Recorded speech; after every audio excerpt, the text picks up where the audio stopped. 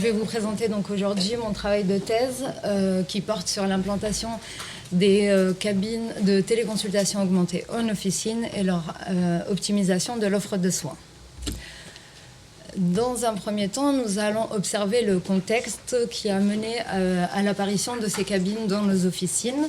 On note tout d'abord un vieillissement de la population générale qui entraîne une augmentation naturelle de la demande en soins.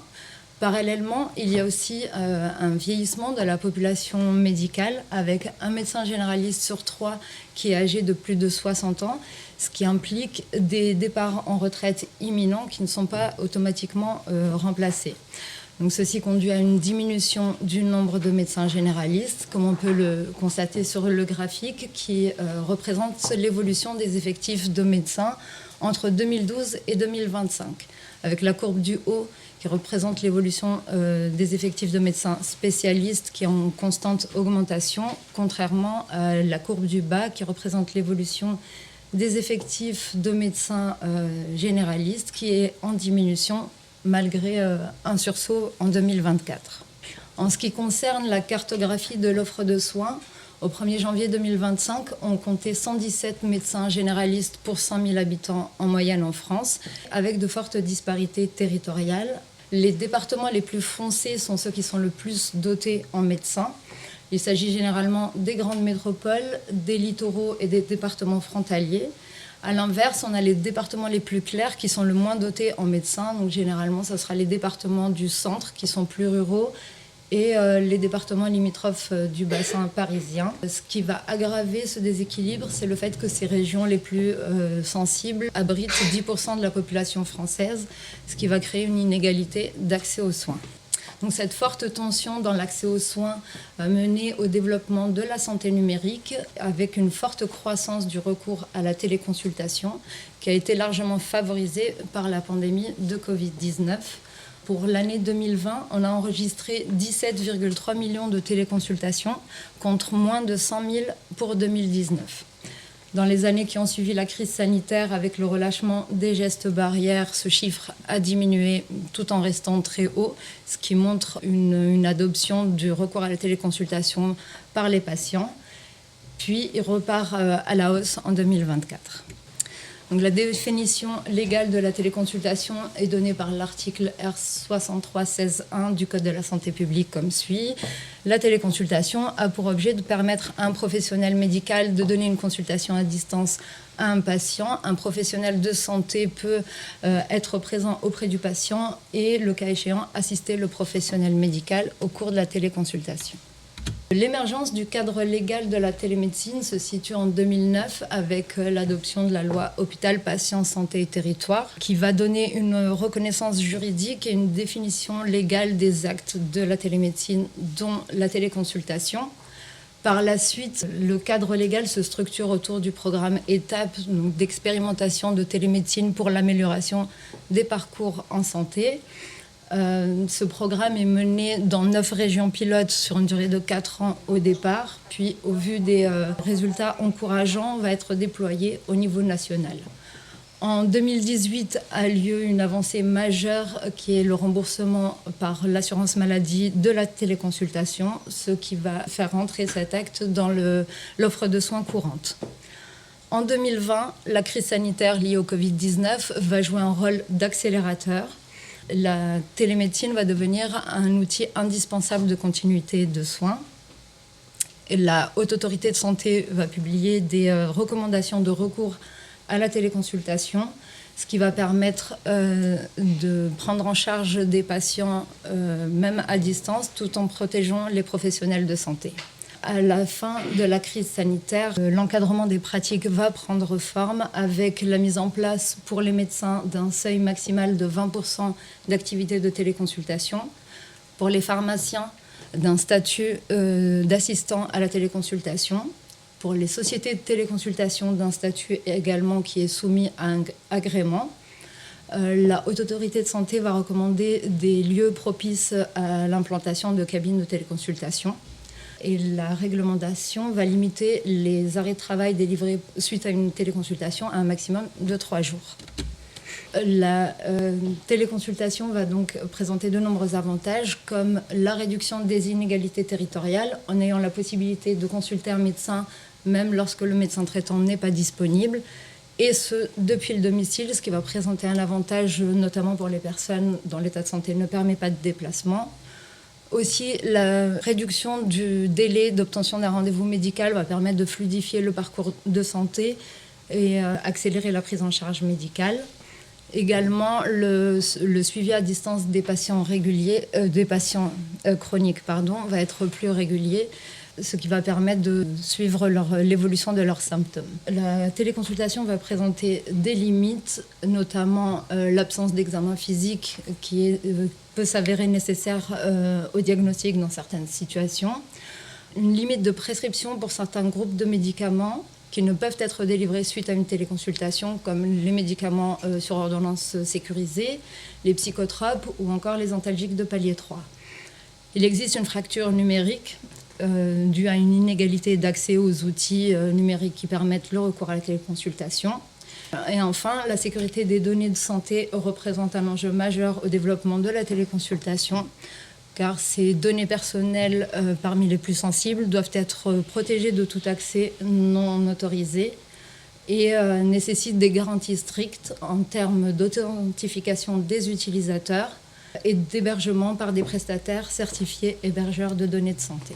Pour lever certaines limites imposées par la téléconsultation classique, des sociétés de téléconsultation ont mis au point des outils numériques équipés de dispositifs médicaux intégrés qui permettent de faire des téléconsultations. Alors, d'un côté, on a les outils numériques mobiles qui sont de petite taille, qu'on peut facilement déplacer comme la mallette ou la console de téléconsultation.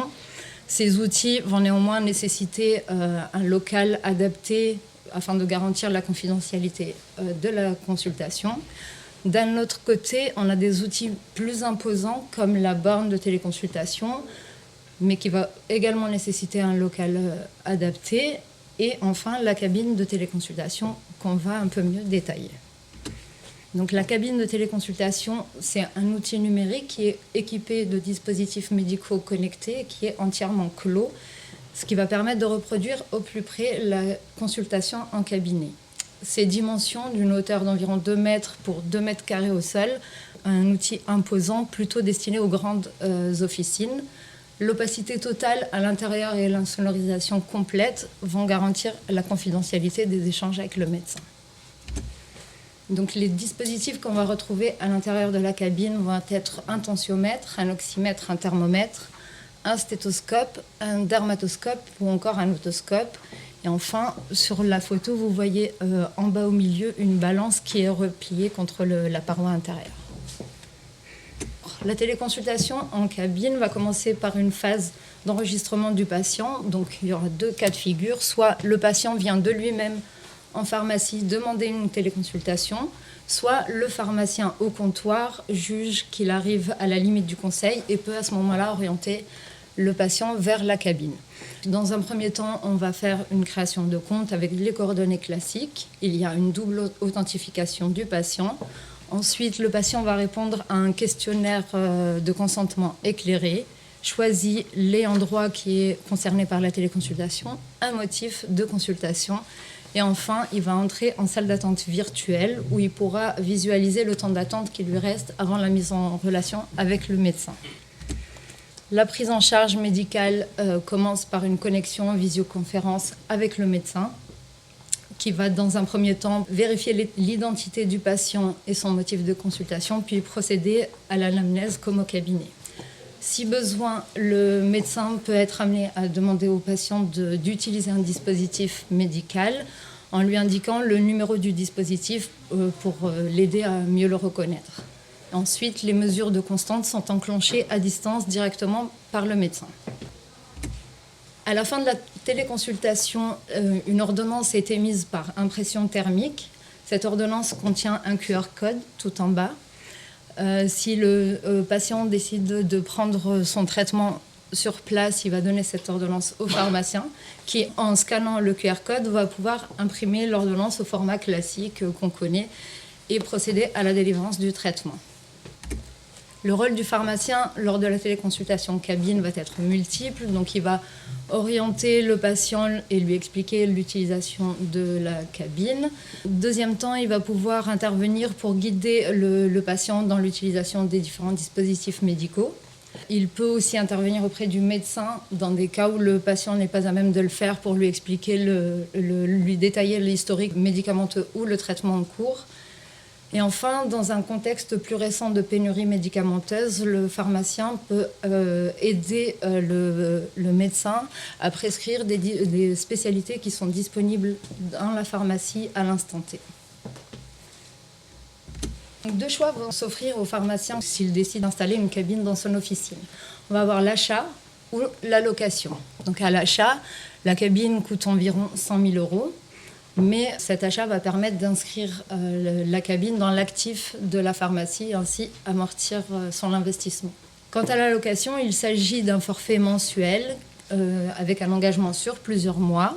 Le prix de la location va varier de 400 à 2500 € en fonction des options choisies qui vont être le modèle de la cabine, la durée d'engagement ou encore les services du SAV. Par contre, l'avantage de la location, c'est que ça va permettre de renouveler le matériel à la fin de l'engagement, d'éviter de se retrouver avec un matériel obsolète au vu de la vitesse d'évolution de ce type de technologie. En ce qui concerne les perspectives financières pour les officines, elles sont de deux types. On va avoir les revenus directs et les revenus indirects. En ce qui concerne les revenus directs, c'est les revenus sur objectifs de santé publique. Donc il y a la première année de mise en œuvre de la cabine dans l'officine, une aide de 1 225 €. À cela va s'ajouter une rémunération forfaitaire selon le nombre de téléconsultations, qui est plafonnée à 750 € par an. Puis chaque téléconsultation est facturée à la CPAM 1 € et le montant total des téléconsultations facturées sera à déduire de la rémunération forfaitaire. Par exemple, une pharmacie qui va faire 30 téléconsultations par an, donc on va se retrouver dans l'avant-dernière ligne. La rémunération forfaitaire correspondante sera de 150 €, à laquelle il faudra déduire donc 30 fois 1 €, soit 30 €. Donc la pharmacie percevra 120 €. Les revenus indirects, il s'agit du revenu via le conseil associé à la délivrance, ce qui va représenter la plus grande part des revenus perçus via la téléconsultation. On estime que 90% des téléconsultations effectuées dans une officine donnent lieu à la délivrance des médicaments sur place.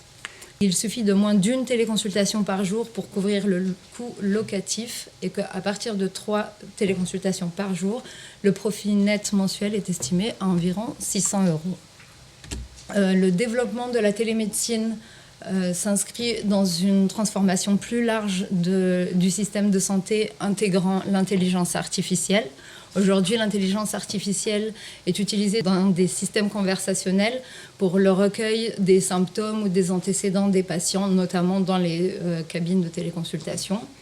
À l'avenir, l'intelligence artificielle pourrait être intégrée au logiciel pharmaceutique comme aide à la délivrance en personnalisant le conseil à la situation du patient.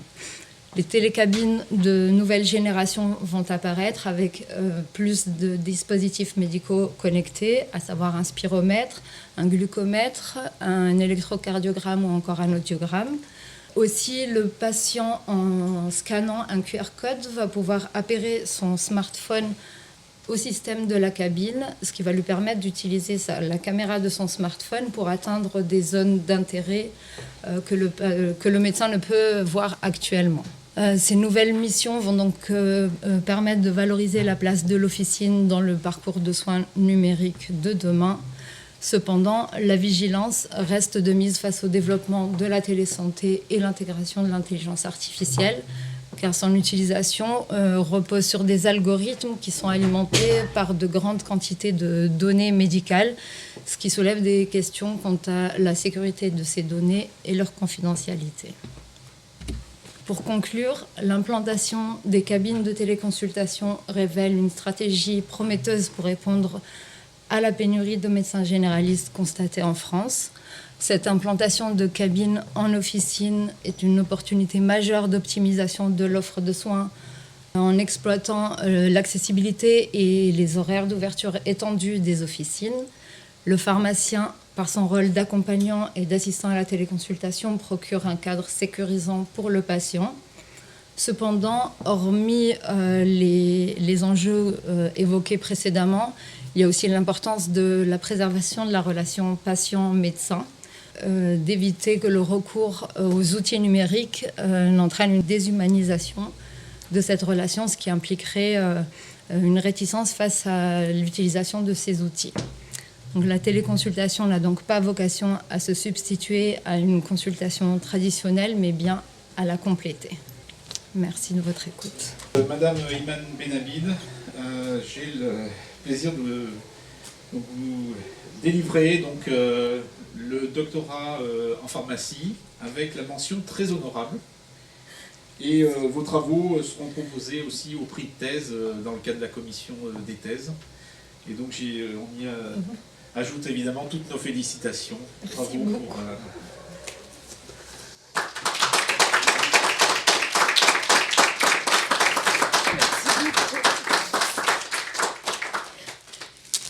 Alors on va lire un tout petit peu les larmes encore, parce qu'on va vous demander de faire encore un dernier petit travail qui est de lire le serment.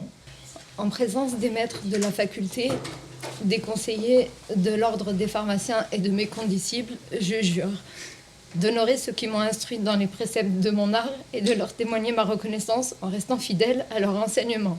D'exercer dans l'intérêt de la santé publique ma profession avec conscience et de respecter non seulement la législation en vigueur, mais aussi les règles de l'honneur, de la probité et du désintéressement. De ne jamais oublier ma responsabilité et mes devoirs envers le malade et sa dignité humaine, que les hommes m'accordent leur estime si je suis fidèle à mes promesses, que je sois couverte d'opprobre et méprisée de mes confrères si j'y manque.